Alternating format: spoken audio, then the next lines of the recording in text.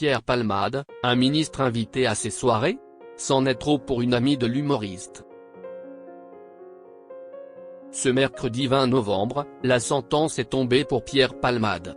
Immédiatement après sa condamnation, une comédienne a fait part de sa colère via son compte X.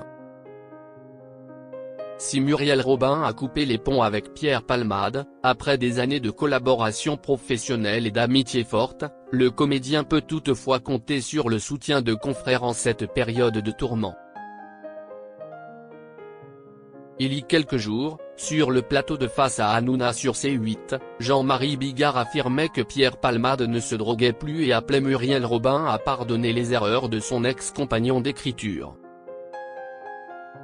Ce mercredi 20 novembre, après la condamnation de l'humoriste de 56 ans, une autre comédienne s'est exprimée de manière virulente sur le réseau social X alors que l'accusé a écopé de 5 ans de prison, dont 2 fermes, pour avoir blessé 3 passagers d'un véhicule après avoir conduit sous l'emprise de stupéfiants en février 2023. Pierre Palmade, Isabelle Mergo monte au créneau. Et c'est Isabelle Mergo qui a pris la parole sur son compte X.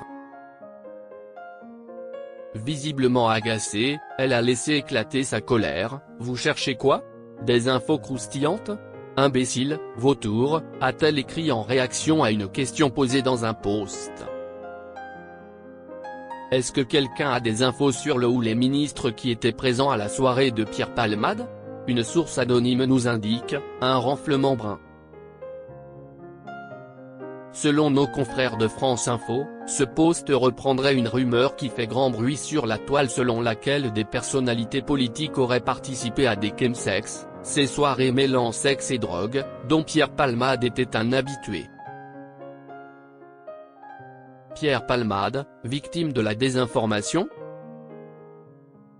Toujours selon France Info, il s'agirait d'une rumeur propagée par Aurélien Poiron-Atlan, auteur d'infofiction selon ses propres dires, régulièrement banni de X pour désinformation. Cette rumeur proviendrait d'un compte nommé Zoé Sagan, coutumier des dénonciations et informations souvent diffamatoires. C'est ce même compte qui avait récemment diffusé une fausse liste d'acteurs qui seraient impliqués dans des scandales d'agression sexuelle, sans preuve ni témoignage. Derrière ces publications se cacherait un publicitaire, Aurélien Poiron-Atlan, qui a accusé notamment Brigitte Macron d'être une femme transgenre. Plusieurs plaintes pour calomnie ont déjà été déposées à son encontre, rappellent nos confrères.